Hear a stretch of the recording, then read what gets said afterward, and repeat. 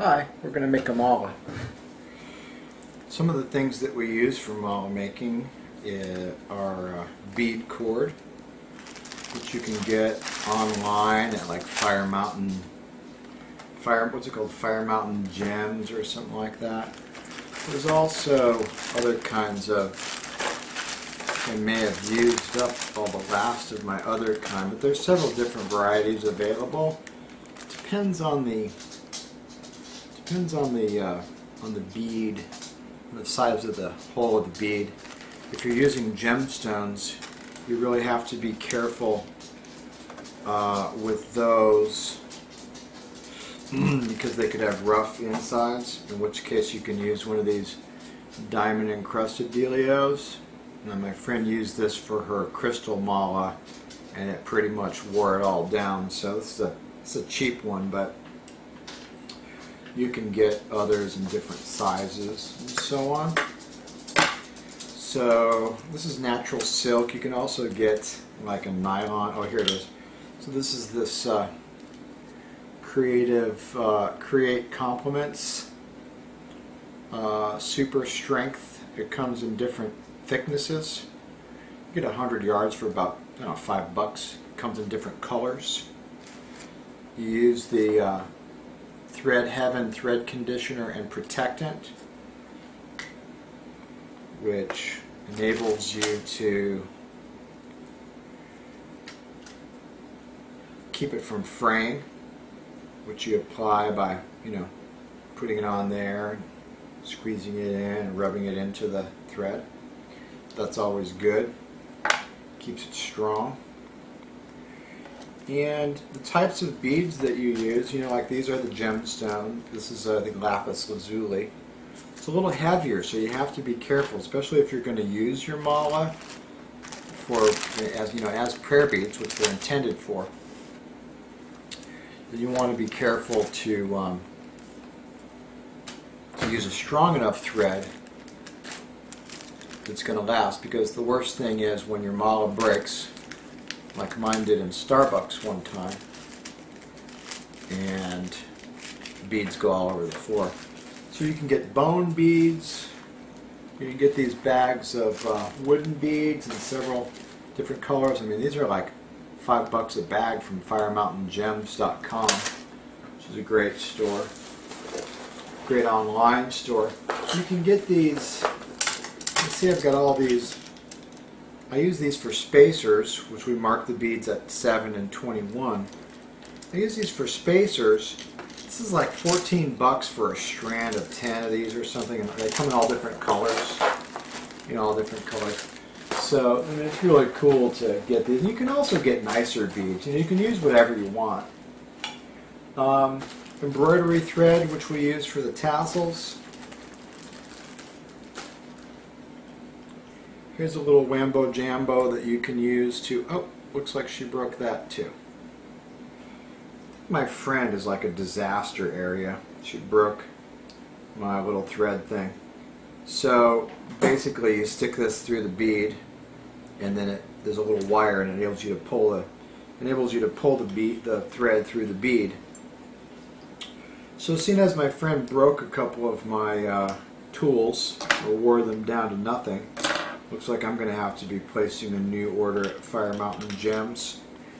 At any rate, I think they should give me a kickback for mentioning them on this podcast. So, looks like I got a bunch of junk to clear up. So, I want to talk about the Guru bead. People always ask about the Guru bead. You can find places online that sell these Guru beads. Where's my bag? I got a big bag of them here somewhere. I guess this is it. So, for wrathful deity practice, you can get skulls. If you want to know what wrathful practice is, you should read my book, The 12-Step Buddhist. I don't really talk about it too much, but it gives you an introduction into Tibetan Buddhist topics. You get these in different sizes. Now this is the traditional kind of shaped Guru bead, and these are kind of difficult to find. There's a place online where you can buy these. These are about $3 a piece, or more, depending on the type of stone that is used. But I found that it's really not necessary to have this special type of bead. I mean, I even talked to a gemstone person in town that was willing to drill stuff if I wanted to take it over there. But it's kind of expensive, especially when you make these to give away like I do. So you can really use any bead, these different, interesting types of beads. Anything you want, it could be any shape. I've got all these different little funky things. So the components that you want are, the main beads, the spacer beads for 7 and 21, the guru bead, the thread. I use alligator clips like this to kind of hold my thread, so when we start, I'll put it down at the end, so this way the beads don't fall off. I found that to be the easiest way to deal with it. These little trays you can also get at the craft store, make it very handy. Oh, another thing, there's another couple of pieces which are very useful. This curved needle, which is great for when you're making the tassel. You just flip it through there and curve it back through the tassel so that when you tie the ends, it's very secure and liable to last a long time. The other thing that you might get is a crochet needle. This is a very small, I guess it's size 13. And this is very helpful for trying to get in there and pull the thread. So you want to pull the thread through the crochet needle, through the guru bead or whatever. That's a very good tool. So that said, we have everything in place for creating a mala. I make it about this length. I go like this: 1, 2, 3, 4. That's about the right length.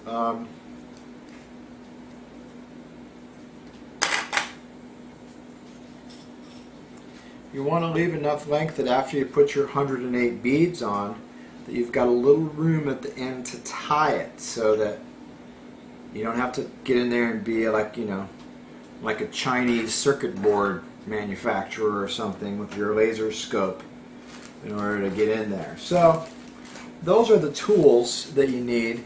Other stuff, whatever you find useful. I mean, there's a lot of little things that you can get, little tweezers. You can also get other interesting types of beads. But remember, these malas are not used for decoration. Malas are sacred items for spiritual practice. So, like, I have a friend who makes, malas, or she thinks she makes malas, and she sells them, as kind of, she puts a little different religious iconography on there and so forth, which is fine. But for a practice mala in Tibetan Buddhism, as I wrote in my article on how to use a mala, you really want to keep it as a dharma item, and dharma items need to be kept in place, not thrown around, not stepped on. In other words, just respected. You respect the dharma as the speech of the Buddha, So it's kind of the orientation. I'm going to use these white beads, and I'm going to count out 108, but you have to have a few extras. You have to be willing to clean a few and throw a few away if they don't work. You want to make them smooth on the inside and so on, which how you do that is, you just give it the whambo jambo, just like that. Clean it out. So I'm gonna select my tassel color, my bead color, my spacer color, my thread color, and so forth. And when I come back, I'll have all that ready